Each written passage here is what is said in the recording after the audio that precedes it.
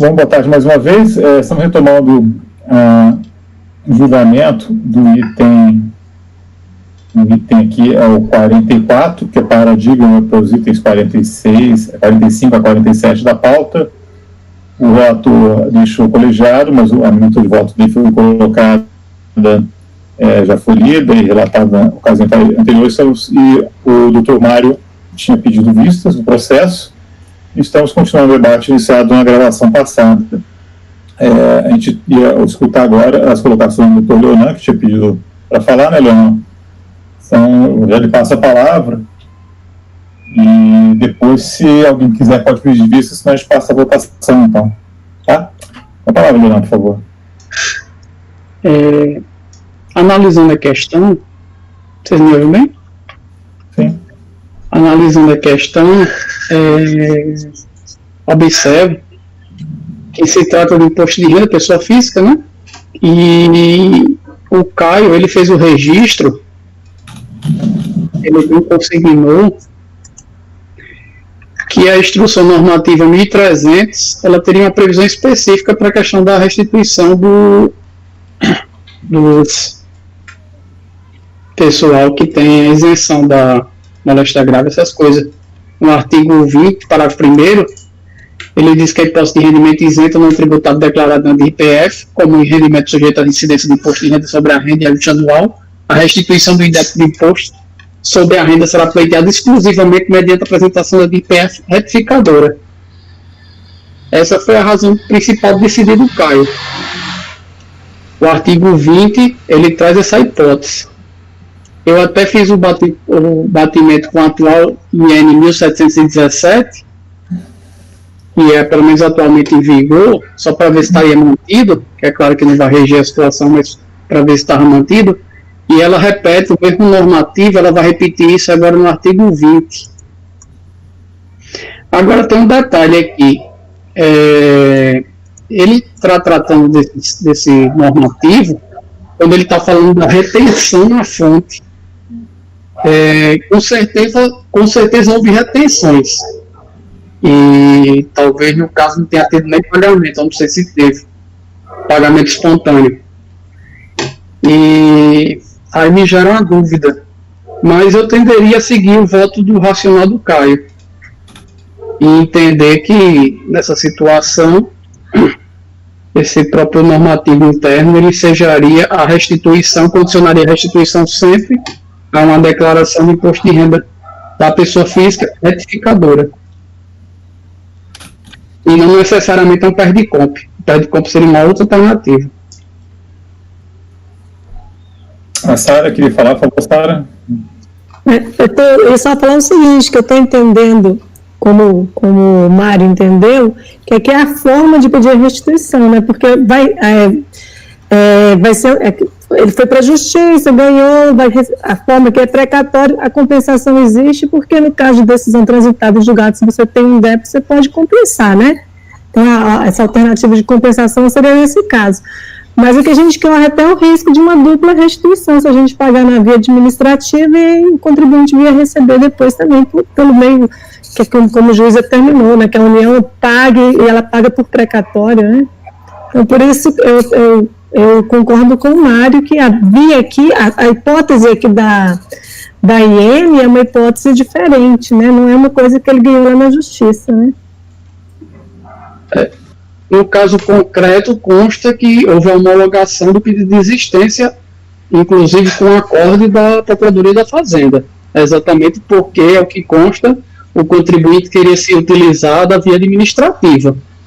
E aí eu acho que a IN aqui se encaixa, até porque não haveria outro procedimento. E aqui ele não está pedindo compensação, ele está claramente querendo a restituição pela via administrativa. E aí a IN fala que a restituição pela via administrativa do imposto de renda da pessoa física é mediante de IPF retificadora. Mário, você chegou a tentar esse ponto, essa desistência da questão do receber, ele desistiu do que? Desistiu de receber isso judicialmente, só que administrativamente, você está dizendo?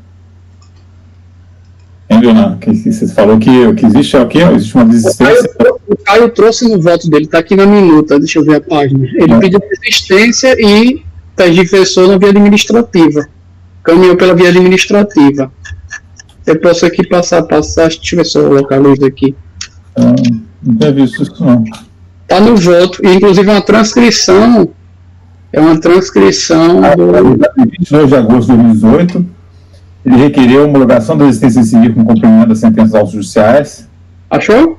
Achei. Tendo a Procuradoria concordado com o pedido. Então, ele desistiu da execução. Se ele desistiu da execução judicialmente, só resta ele o administrativo. Aí a situação me parece me dar um pouco de figura. Não sei mais, você ponderou isso, não se deu conta? Porque isso aí não implica na falta de procedimento por precatório. Explique qual foi a sua ponderação antes disso. É o seguinte, ele pode pedir desistência, a Procuradoria nunca vai se opor, mas ela nunca vai condicionar, falar, o fato dele pedir desistência não dá direito a ele à restituição. Ela não vai se opor porque ele está desistindo da execução judicial. Agora, ela não vai dizer, não, mas aí agora você passa a ter direito. Na verdade, o que foi criado lá no artigo 100 da Constituição, e que prevê hoje na IN 1717, antes na 600, na 900, na 1300 e o atual 1717, é justamente para evitar o fura-fila.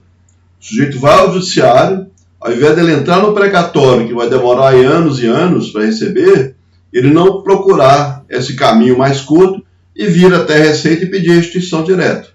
Então foi criada a IN 900, que falou que ele tem que se habilitar e só pode ser para compensar. Aí seria em conta de contas, praticamente.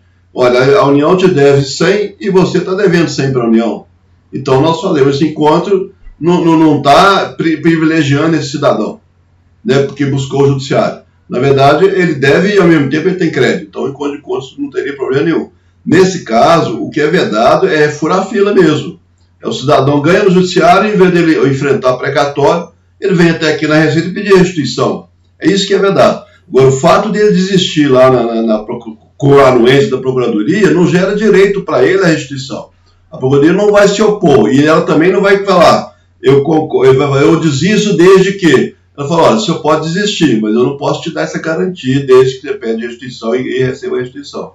Então, eu acho que o fato dele desistir é uma condição para que ele peça a restituição, senão poderia ocorrer exatamente isso aí, a dupla benefício. Mas não gera esse direito para ele de restituir administrativamente, né, porque nesse caso é imediato, ele vai transmitir a declaração até daí a 2, 3 meses ele está recebendo esse dinheiro, ele está furando fila de precatório.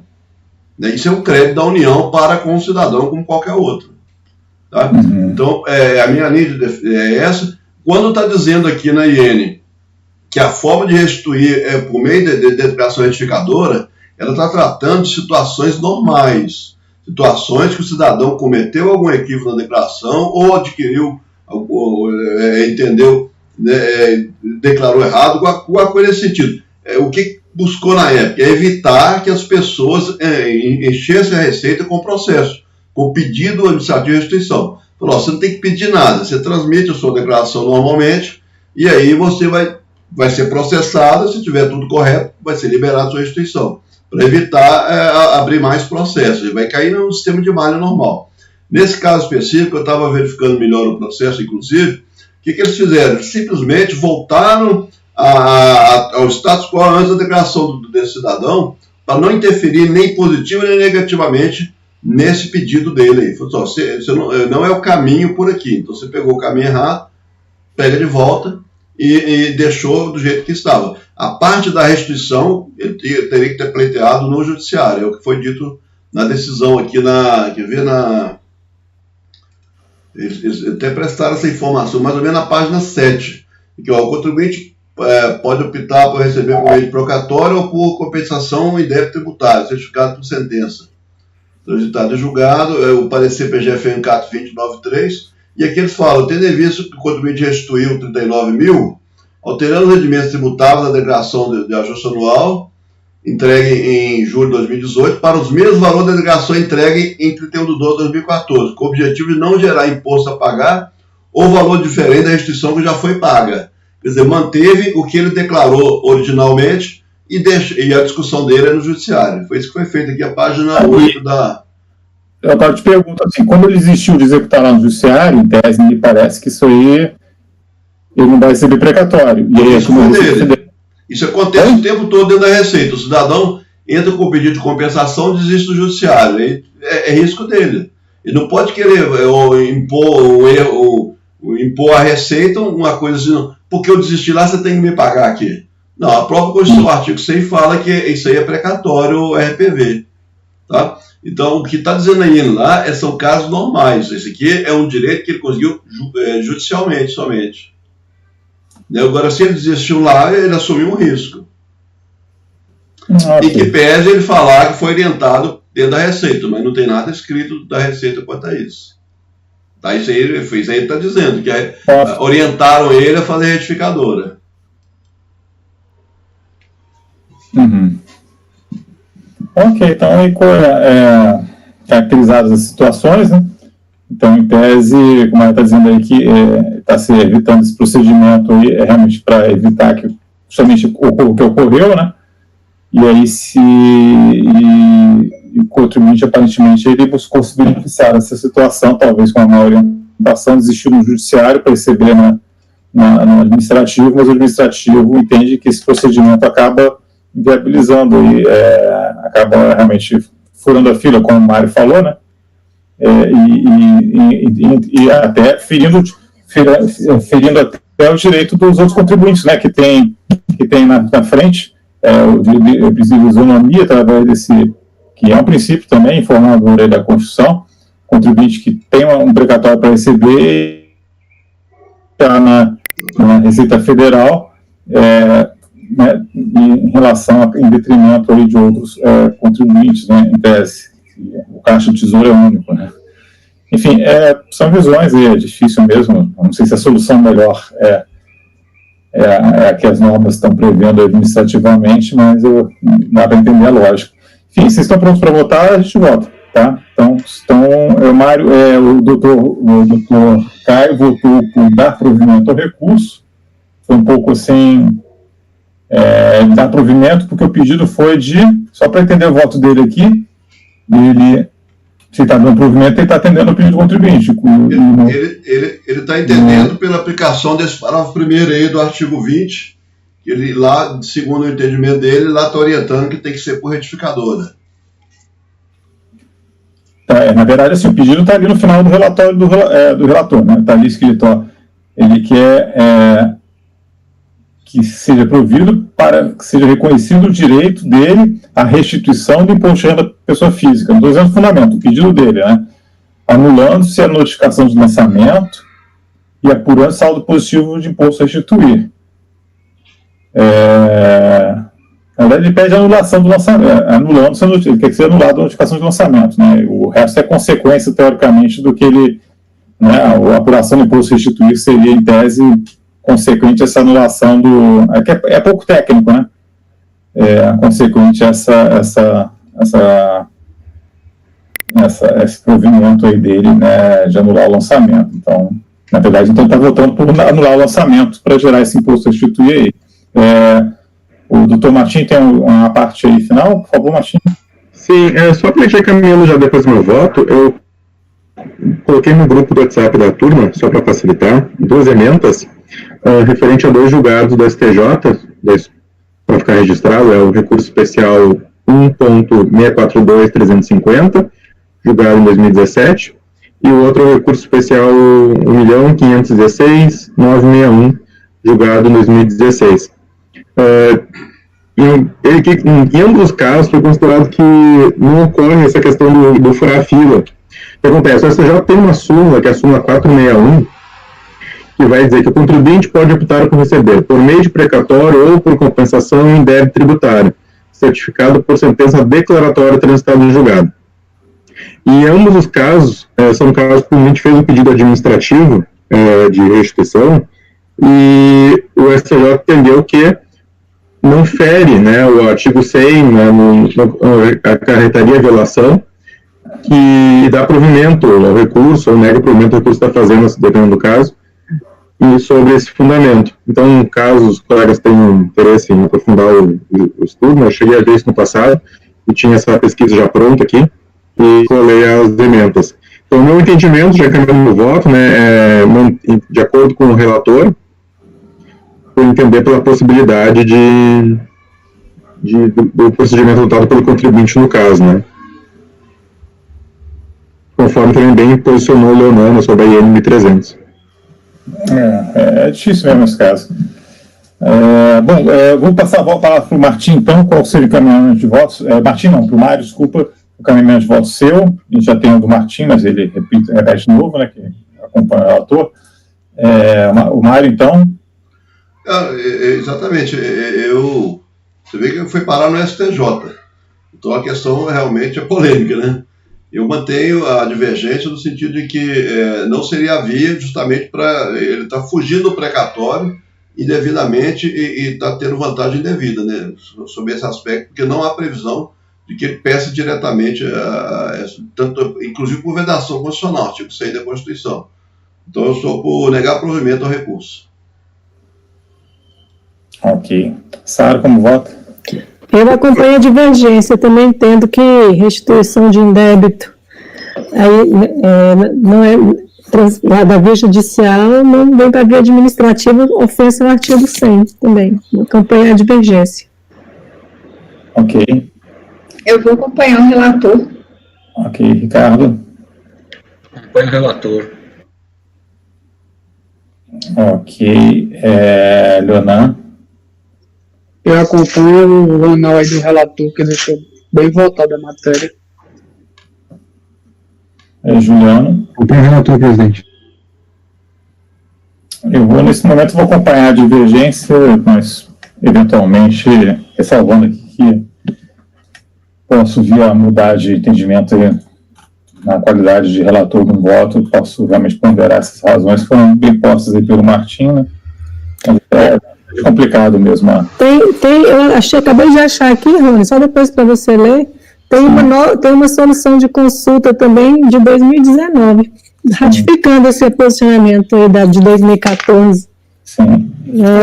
A emenda dela vai necessitar. O órgão fazendário vai ter uma mais restritiva. Eu sei que a gente não segue, mas assim, eu não li ainda ela, mas de repente é bom a gente ler para ver os argumentos. E manda depois pelo WhatsApp aí qual o número dessa solução de consulta. Só para a gente ler e ver os argumentos, assim. Pode falar o número já, Sara? 239. De 19 de agosto de 2019. Eu só vi aqui a emenda, não li a solução ainda, não. Pode, se puder mandar pelo grupo, melhor que todo mundo. Eu mando sim. Se atualiza. Então, ficou por maioria de votos, dá provimento ao recurso, e vai ser designado para relator. Então, vai ser designado relator, o voto vencedor, e também ad hoc para o voto. E só a minuta já está pronta, tá? Eu te mando, tá, Martim? As orientações sobre redação ad hoc, fica você, então, você faz o voto vencedor desse aí. E esse julgamento da provimento do recurso vai ser aplicado para o 45, 46, 47. E são 6 e 6. Até pergunto aos colegas, assim, que vocês acham, querem, então, com disposição de ir até onde, mais ou menos, assim. A parte pode até umas 6h20, eu não sei qual a dificuldade também nesses próximos processos. Se o teu 48 é muito complicado, Mário, médio. Só um minutinho. O próximo 48, o próximo da pauta. Não, é bem simples. Microfone, Mário, por favor. Esse 48 é bem simples. 48, a gente faz 48, que aí tem repetitivo 49, 50, e o 51, de curiosidade, aproveitando um Eu bala. estou com a turminha aqui, agora vai ficando mais tranquilo, que aqueles primeiros que eram mais pesados, né? A gente vai fazendo assim, daqui a um 6h30, eu acho que já tá de bom tamanho, tá, para o primeiro dia. Então, vamos em frente aí, para terminar às 6h30. Para tentar liquidar, não deixar o mês de Natal, né? A gente poder estar com a cabeça aliviada aí. Ok? Então, eu posso falar a seguinte para impedimento, tá? Se alguém tiver algum compromisso, vocês me falem, tá, gente? Não tem problema nenhum, tá? Então, passa a palavra, então, para o doutor Mário, item 48 da pauta. Ok, o item 48 já foi até julgado aqui na sessão semelhante. Eu acho que isso aí é alguma coisa que foi divulgada lá nesse meio lá. É um militar que foi até a justiça e fez um acordo de pagamento de pensão para a esposa sem caracterizar a separação judicial. Então, ele deduzindo essa despesa como como pagamento de pensão, tá? Então, basicamente, isso foi julgado aqui um tempo atrás. Então, notificação de apuração de dedução indevida com dependentes e pensão alimentícia e omissão de rendimento do trabalho sem vínculo empregatício. O contribuinte apresentou impugnação parcial da exigência, não contestando a parte da autuação relativa à omissão de rendimentos, com as seguintes alegações. Eu vou pular que depois eu volto nelas lá no voto. A impugnação foi julgada improcedente, foi apresentado recurso voluntário, somente se manifesta em relação à desconsideração dos argumentos apresentados relativos aos valores declarados como pagos a título de pensão alimentícia. Ele alega que, no tocante à residência, no mesmo endereço, que foi um dos pontos que deferiu, mesmo não havendo separação consensual, não há qualquer relação conjugal entre as partes, muito menos compartilhamento da renda obtida por mim, devendo a mesma cumprir com seus compromissos financeiros com a pensão a qual tem direito. Eu passo para o voto. O que se discute no presente recurso é a glosa do valor declarado a título de dedução de pagamento efetuado de pensão alimentícia, glosa essa mantida no julgamento de piso, motivado pelo fato de que tanto o contribuinte quanto a beneficiária dos pagamentos apresentarem o mesmo endereço residencial, não restando caracterizado ter havido a dissolução conjugal. Alega o recorrente que, em que pese a coabitação, e mesmo não havendo separação consensual, não há qualquer relação conjugal entre as partes, e muito menos compartilhamento da renda, obtido pelo autuado, devendo a pensionista cumprir com seus compromissos financeiros. Entretanto, observa-se que no acordo firmado em 2003, o casal se autodeclara casado sob o regime de comunhão universal de bens e com o mesmo endereço de residência. Essa afirmativa é corroborada pela afirmação constante no recurso ao objeto de análise, onde se ratifica a informação de inexistência e separação judicial. Os acordantes são casados e vivem em coabitação, de forma que não se caracteriza a situação que sejaria o pagamento de pensão alimentícia, dedutivo da base de cálculo, mesmo porque não consta que tenha havido em tempo algum a efetiva separação judicial, ou mesmo por escritura pública do casal. Considerando que em 2008 o autuado e a senhora, a esposa, se encontravam civilmente casados em estado de coabitação, fica evidente que o acordo de alimentos firmado em 2003, mesmo que homologado judicialmente, não atende às premissas para a dedução do pagamento de pensão alimentícia de acordo com as normas do direito de família, da base de cálculo do imposto sobre a renda. Aqui eu cito o Código Civil Brasileiro, que fala da obrigação de consórcios, companheiros responsáveis, são deveres de mútua assistência, sustento, guarda e educação dos filhos. Os cônjuges são obrigados a concorrer na proporção de seus bens, dos rendimentos do trabalho, para o sustento da família, educação dos filhos, qualquer que seja o regime patrimonial. Discorrendo sobre tal, eu cito aqui a solução do consulto COSIT, que também tratou desse assunto, né, que serve para corroborar o entendimento aqui. Então, no presente caso, verifica a existência de separação judicial, vivendo com o autuado e sua cônjuge à época do ocorrer do fato gerador da autuação em situação de coabitação, legalmente casados, com a mesma originária do contribuinte.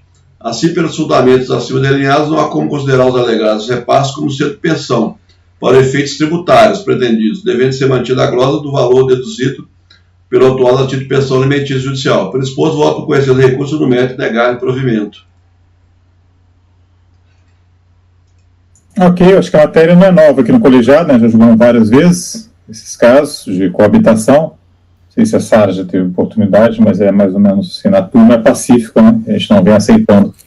Ninguém é pacífico, né? Ou tem alguém que vota, não me lembro. Mas... Eu já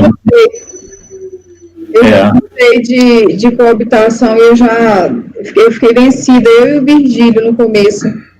Sim. Mas não, o fundamento é único, é inexistência de coabitação? Ou... Bom, então vamos passar a votação. Não, na verdade, não há acordo de separação judicial. Só tem um acordo de pagamento de pensão. Não se fala em separação, o estado civil deles é casado. Ah, tá. Não há acordo de separação, não, nesse caso aqui especificamente. Eles só fizeram um acordo homologado judicialmente para pagar a pensão. Sim, a gente sabe que o judiciário, às vezes, nesses pontos, eles não as implicações tributárias desse tipo de de acerto no judiciário é competência dos órgãos administrativos e judiciais tributários que analisam a questão tributária, né? Ele só viu a questão de família lá, que ele achou, por algum motivo, ele achou acertado. Isso aqui foi uma moda aqui em Brasília, nesses anos aí, viu?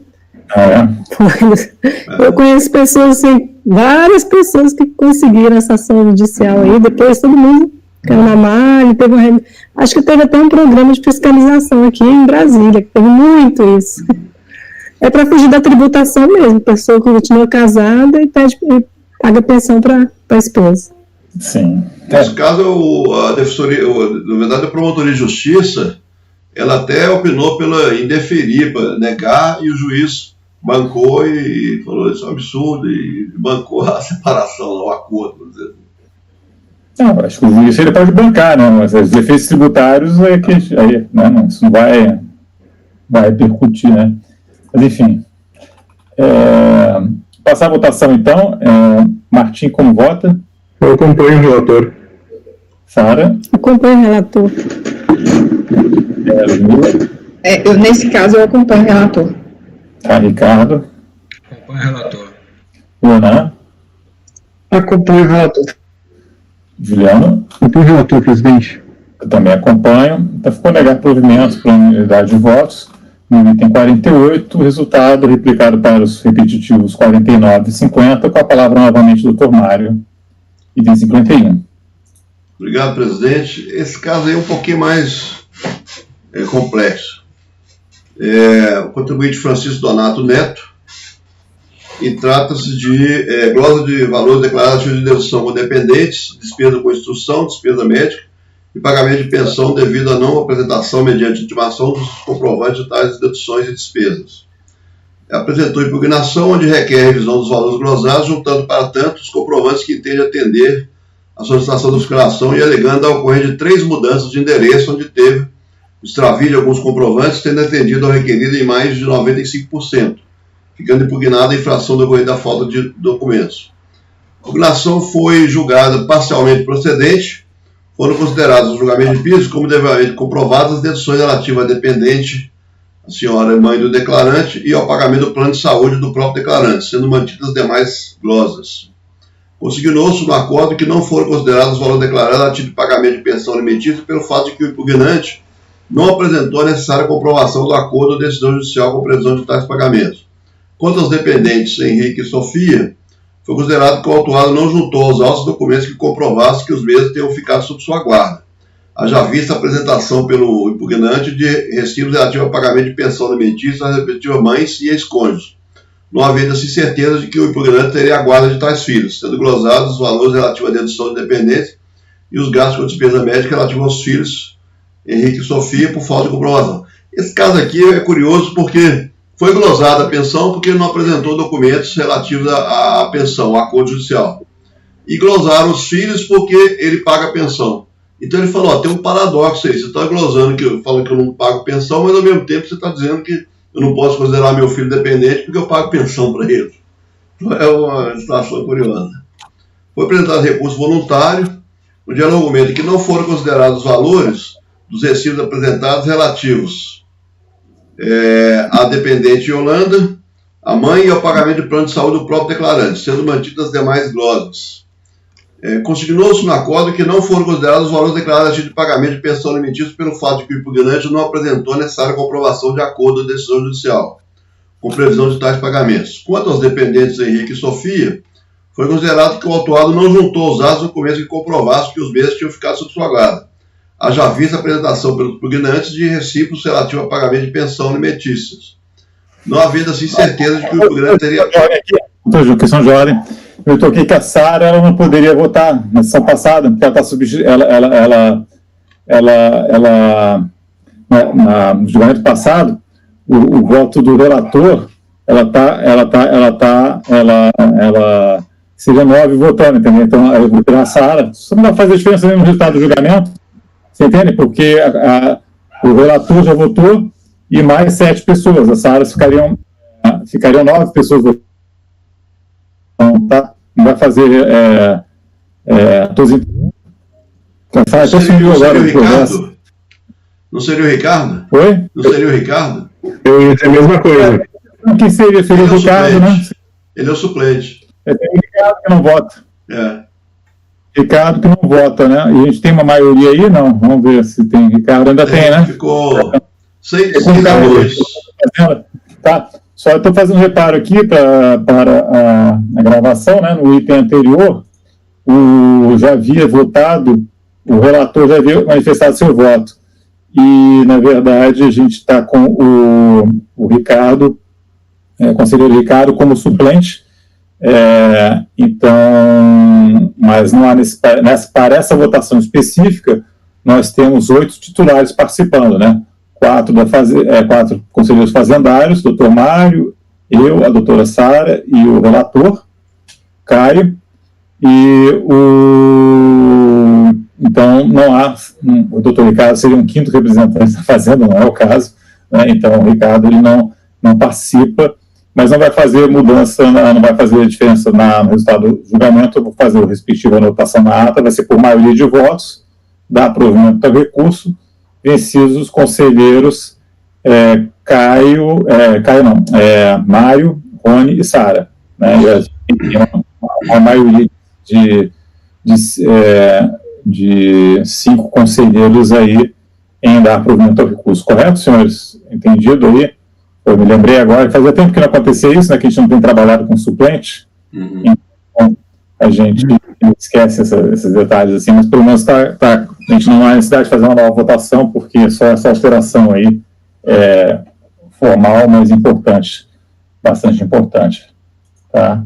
Eu vou proceder aqui, com calma, vou fazer isso aqui. Vai ficar a anotação de que o conselheiro Ricardo não votou na sessão de julgamento, por tratando de questão já votada pelo conselheiro Caio na sessão anterior, votação, né? Ok. A Sara, ela sumiu, o que houve? Alguém pode mandar uma mensagem aí? Se ela ficou... Ela está aqui? Não voltei não? Ninguém está me vendo? Não, ninguém está te vendo. Eu estou tendo problema com a internet, mas está ouvindo. Eu estou vendo vocês. Tá. Pode sair e voltar, de repente resolve. Eu fiz isso.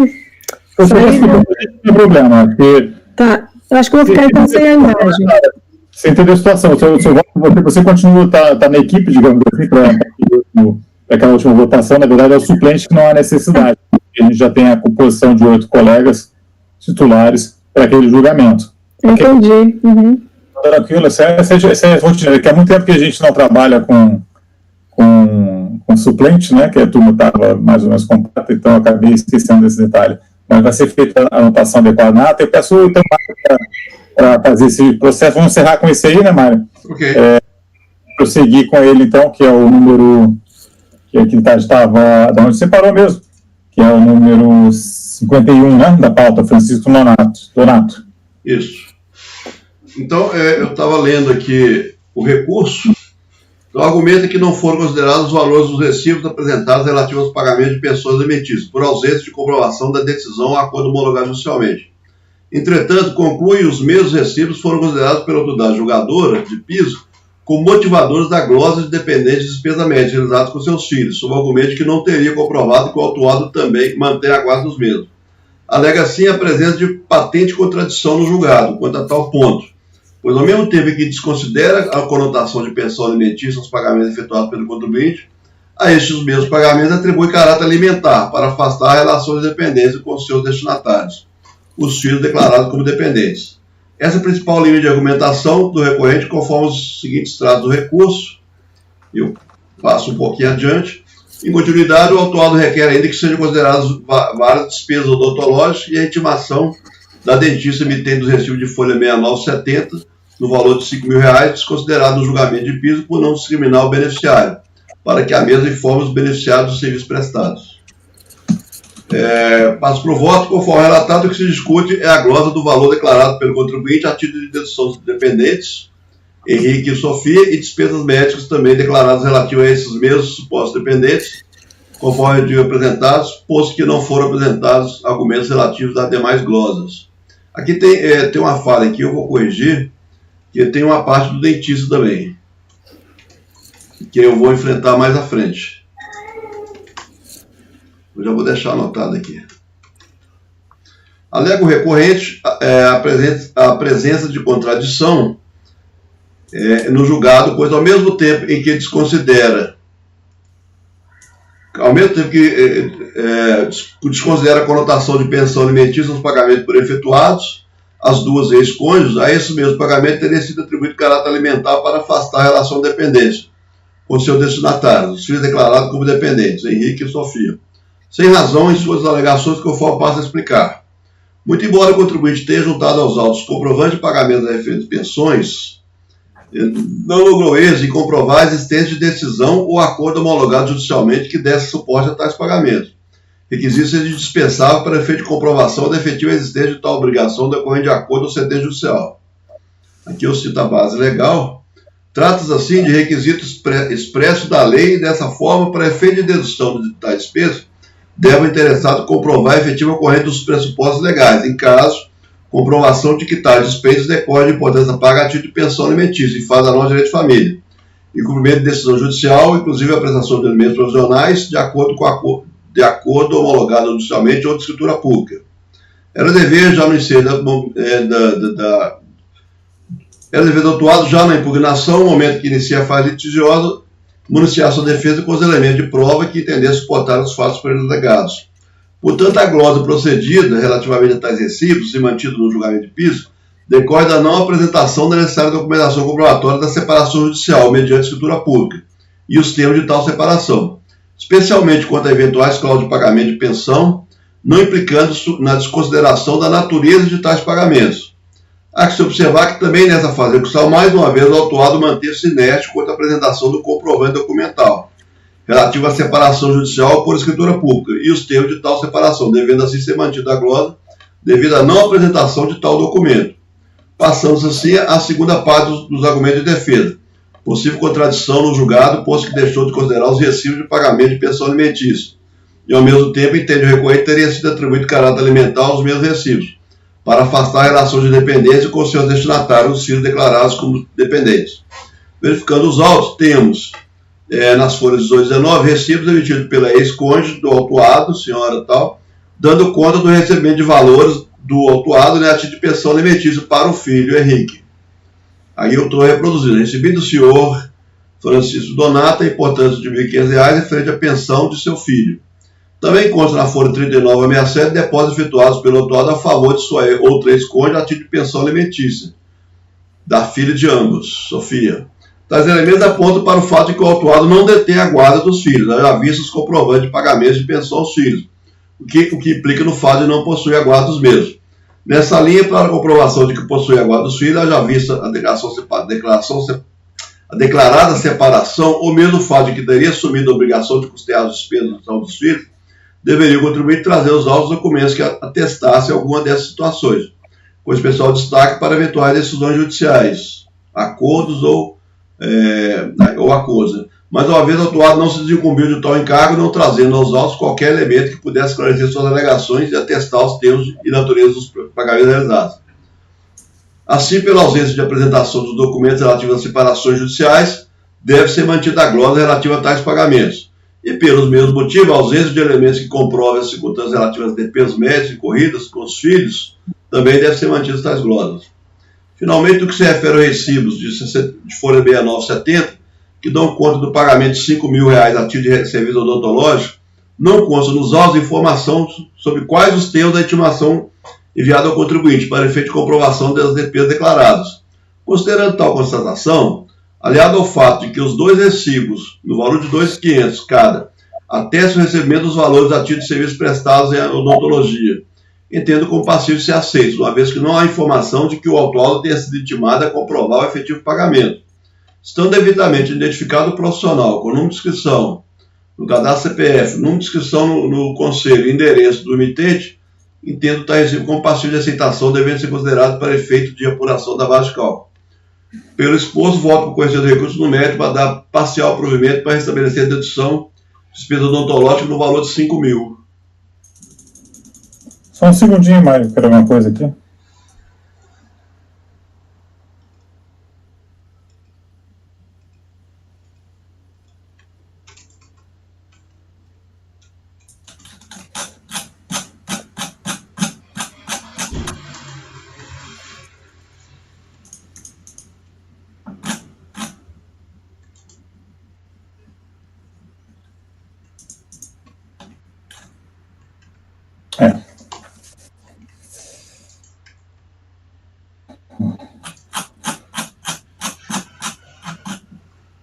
Dúvidas, senhores? Ok, deixa eu ver uma coisa aqui.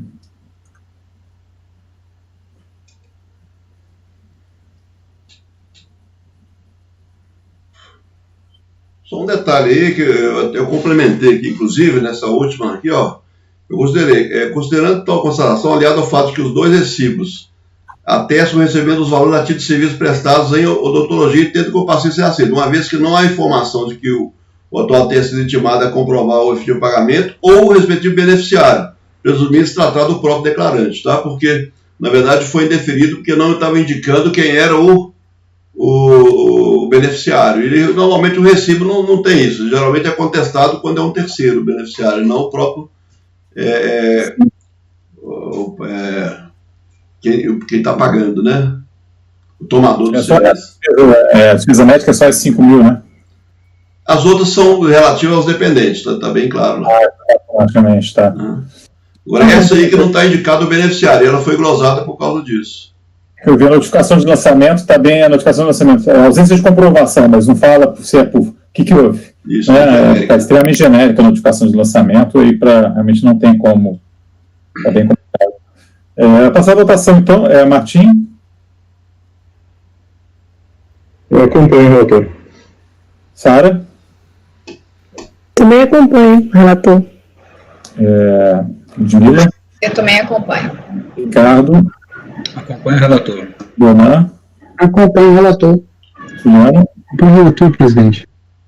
Eu também acompanho, então ficou dado passar provimento ao recurso para o item 51, estabelecendo a redução de despesa odontológica no valor de R$5.000. Eu peço para os colegas, então, encerrarem a gravação.